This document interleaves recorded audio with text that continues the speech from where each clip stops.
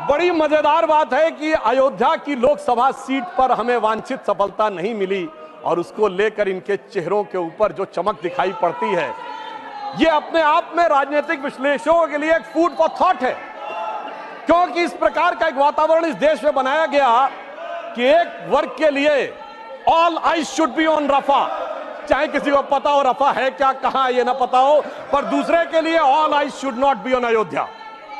परंतु मैं ये भी बताना चाहता हूं सभापति महोदय, ये लोग समझ नहीं पाए। अयोध्या में जब हमें वांछित सफलता नहीं मिली तो हमारे विरोधी बता क्या रहे हैं? देखिए साहब, आप अयोध्या हार गए, बस्ती हार गए, प्रयागराज हार गए, चित्रकूट हार गए, नासिक, रामटेक और रामेश्वरम, यानी भगवान राम से जुड़े सारे स्थलों के बारे में बता रहे हैं कि यहां भारतीय जनता पार्टी को वास्तविक, जैसे कई तो ऐसी सीटें थी, रामेश्वरम कभी नहीं जीते थे। परंतु महोदय मैं कह रहा हूं, ये समझ नहीं पाए प्रभु की लीला क्या है। जो लोग ये कहते थे कि राम हुए नहीं, इसका सबूत दो, वो उत्तर से दक्षिण तक राम से जुड़े स्थानों का सबूत दे रहे हैं कि अयोध्या भी राम से जुड़ी थी, बस्ती भी जुड़ी थी, प्रयागराज भी था, रामटेक भी था, रामेश्वरम भी था।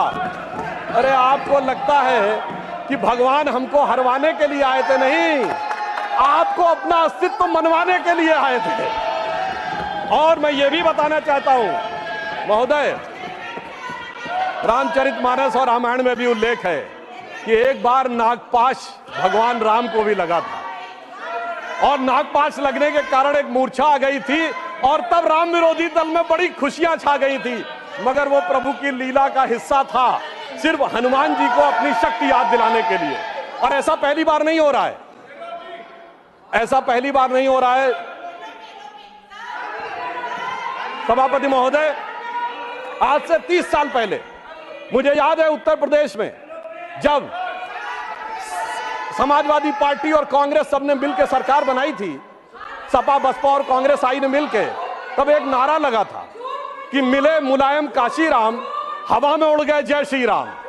मगर हम तब भी नहीं डिगे थे और जो हवा में उड़ाने की बात कर रहे थे, 3 साल में हमने केंद्र में सरकार बना के दिखा दी थी और उत्तर प्रदेश में भी सरकार बनी थी। अरे अब तो इतना अंतर आया है, तब आप हवा में उड़ाने की बात कर रहे हैं, अब आप एक एक स्थान को बता रहे हैं। आप निश्चित रहिए, जिसे एक हम लोग जो प्रसिद्ध भजन सुनते थे उसमें यह कहा गया है, जो हनुमान जी का प्रसिद्ध भजन है कि रावण युद्ध अजान कियो तब नाग की फांस सबे सिर डारो। परंतु चिंता मत करिए, वो शक्ति पुनः जागृत हो रही है और वो जागृत होकर हमें पुनः वहां तक पहुंचाने का प्रयास रखेगी। और एक मैं गंभीर बात करना चाहता हूं, श्री राम का विषय हमारे लिए हार जीत का विषय नहीं है। हम 2 सीटों की पार्टी थे, तब भी उतनी श्रद्धा और निष्ठा के साथ खड़े थे।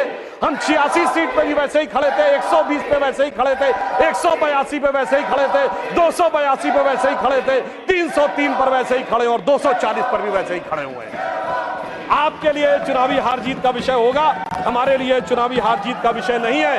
परंतु हमें लगता है कि भारतीय समाज में भी कुछ लोगों के मन में अभी भी इसको लेकर हो सकता हमारी तपस्या में कोई कमी रही हो।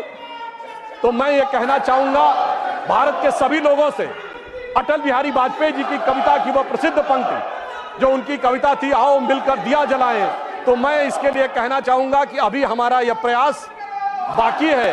तो एक पंक्ति उनकी मैं कोट करना चाहता हूं जो आज की परिस्थितियों में बहुत समीचीन लगती है कि आहुति बाकी यज्ञ अधूरा, आहुति बाकी यज्ञ अधूरा, अपनों के विघ्नों ने घेरा, अंतिम जय का वज्र बनाने नवदधीच हड्डियां गलाएं, आओ मिलकर दिया जलाएं।